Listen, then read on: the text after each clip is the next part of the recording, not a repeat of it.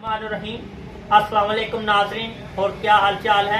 आज हम तशरीफ लाए हैं मोहतरम आमर नवीज साहब के पास, जो सीनियर सहाफ़ी हैं टोबा टेक्सिंग में, जिनके पास बेशुमार अखबारात हैं और कवरेज भी भरपूर तरीके से देते हैं।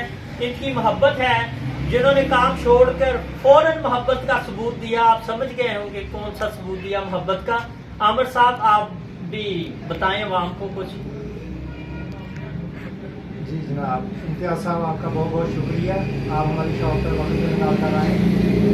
मैं ज़रा काम में मसरूफ़ था तो इम्तियाज़ भाई से मुलाकात करने को जी चाह रहा था, इसलिए मैंने कहा चलो दोस्तों के साथ बैठकर खाना भी खाते हैं और दुकान पे काम भी करते हैं। आप दोस्तों को शायद याद हो या पता हो कि मेरी दुकान है ज़ुबैदा महमूद रोड पे, सोफों की दुकान है मेरी, कादरी रोड कोविड सेंटर की दुकान है मेरी।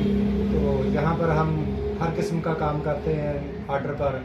सोफ़े जिस तरह की मर्ज़ी हों, फैंसी हों, घरेलू, हर तरह की चीज़ आर्डर पर तैयार की जाती है। कोशिश करते हैं जो भी दोस्त सोफा बनवाना चाहता है, एक बार मोहतरम आमर नवीज साहब को मौका दें तो आप याद करेंगे कि वाकई सोफा बनाया।